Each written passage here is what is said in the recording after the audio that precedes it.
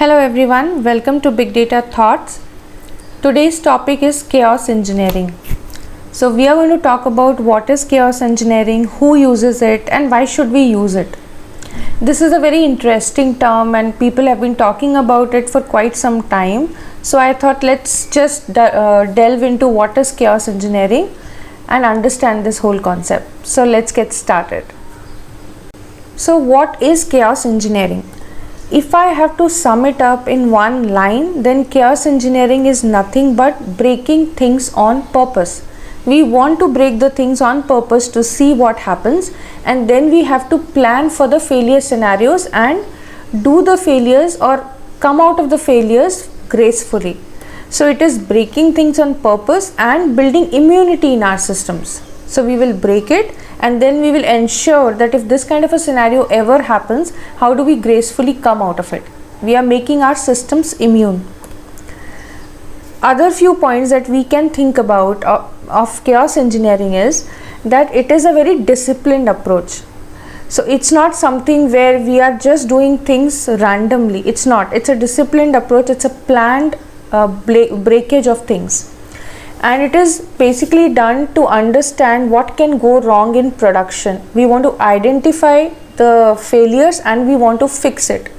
We want to know beforehand what all can go wrong. This is done in the production, and it doesn't mean at all that we are not going to do unit testing, system testing, integration testing. All that we are going to do, but this is a very specialized or a very different kind of testing which happens in addition to what we have been doing traditionally. We are doing another round of testing in production with live data to understand what can go wrong and how do we come out of it. Now what does chaos, why do we even need chaos engineering? The reason is that these days we are talking about microservices, distributed system, cloud architecture. So all of this adds to the complexity of the system. Because it's distributed, it's assumed that there are failures that are going to happen. When we spoke about distributed systems, I had mentioned this, that failure is a norm. We will have failure, so we need to plan accordingly. And that is why it is becoming all the more important to have these kind of concepts of chaos engineering or production testing, because we know that things are going to fail because they are more complicated. We have divided our code, we have divided our data and made everything distributed on the cloud, having microservices.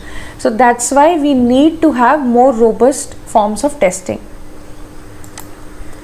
Now if we want to look at the history of how chaos engineering came in, then it starts from almost a decade back, from 2010, and I have put some milestones here which tell us the journey of this chaos engineering.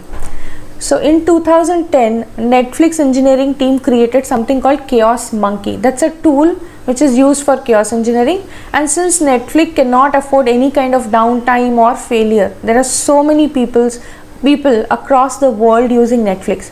So they came up with this concept of chaos engineering and Chaos Monkey, basically the tool to help in doing production testing.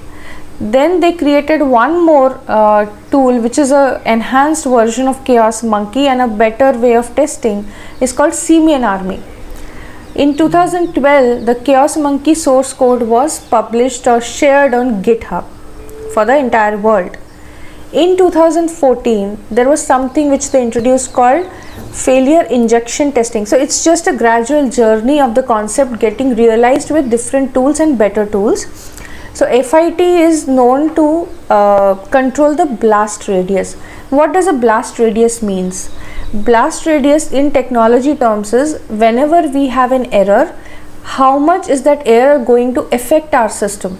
So that's our blast radius. So typically if a blast happens, what is the radius, right? What is the area that it has affected? It's exactly the same. In technology world, blast radius is very commonly used for failure scenarios where you want to know how much is our failure going to affect our system. So this failure injection testing was another enhanced version of Chaos Monkey, Simian Army, and then we graduated to failure injection testing. It gave us more controlled approach to test this in the production. Then 2016 Gremlin came in, which is a tool and it is the first managed enterprise chaos engineering solution, and it's very widely used. So we are going to look at different other tools what are there in the market, but Gremlin is one of the most prominent ones. Then in 2018 the first chaos conference was held. So this really shows that this term was picking up and people are really interested and are wanting to do it. If we look at it, when it started, it was used by companies like Netflix or some of the major organizations, but ideally this is applicable to anyone who wants to use it. Then 2020 AWS also very recently launched the FIS, Fault Injection Simulator. Now this will help us to do chaos experiment as a fully managed service. So this is in short the entire journey of chaos engineering, from concept to tools to experiments. Now why would we do chaos engineering? What are the advantages? So the advantage is increased availability and durability of service, because we are testing scenarios and fixing them proactively. So it has increased availability. Of course, happy developers and testers, because the bug rates are going to go down. You will not be woken up middle of the night to fix something in production, because you have already preempted and fixed it. There will be increased understanding of system failure modes, definitely.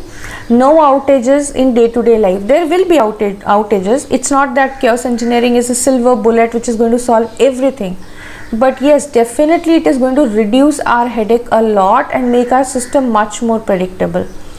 It will help in reduction of incidents, improved system design. It will prevent extremely large losses to revenue. If our system goes down, let's imagine Netflix goes down for 2 hours, how much of a revenue loss it is. So it is going to minimize that to a very, very great extent. It will also reduce the on-call burden, because if the error rate goes down, then the calls that the call center gets for fixing the errors or issues, that is also going to go down. So all in all, it is going to make our system more predictable, better, robust, highly available, and it will help us in reducing our revenue loss. So these are the main advantages of doing chaos engineering. Now what are the principles, or how do we go about chaos engineering? Now chaos engineering seems to be a very nice concept, it is very good, but it's not very simple. It needs a very methodical planning strategy to do it, because we are talking about doing it in production. So we need to have very, very robust monitoring systems. We need to have very robust automation systems, and we need to have a very planned methodical approach. So there is an experiment that is planned. We understand what is the blast radius. The experiment is nothing but a set of failures that we are going to inject or purposely break the system. So we need to know what is the blast radius. We cannot do an experiment with a failure which completely brings down the system. So we have to identify that radius, and then we have to scale our system to actually come out of that failure. So it's a very high level step of how do we go about chaos engineering. It's a elaborate concept, and then a detailed study needs to be done on the principles, the way it is done, but at a very high level, these are the 3 steps. Now, which are the companies who are using chaos engineering? So there are many today, but some of the prominent names I have put together here, like Twilio, Netflix, LinkedIn, Facebook, Google, Microsoft, Amazon. So all the big organizations have actually adapted chaos engineering in some way or the other. They may not be using it for all the use cases, but they have started using it where they do not want outages or where they want to preempt the failures. Now, what are the tools that are available in the market for chaos engineering? There are plenty of them, like Chaos Monkey, Gremlin, Chaos Blade, Chaos Mesh, Litmus, Chaos Toolkit, Powerful Seal, Toxi-Proxy, Istio, Cubidoom, Fault Injection Simulator, like I mentioned in 2020, AWS came up with that. So these are so many tools that are available. Gremlin is used a lot. Chaos Monkey is also a good one, which was the initial one which Netflix outsourced. Okay, so this was the whole concept of chaos engineering. I just wanted to give a brief summary of what it is, why it is used, and this term comes up a lot these days, so it's better to get a hold on it. So I hope this really helps you in understanding chaos engineering. Thanks a lot for listening to me patiently. Please like, share and subscribe to the channel to get more interesting videos on big data and architectural concepts. Thanks a lot.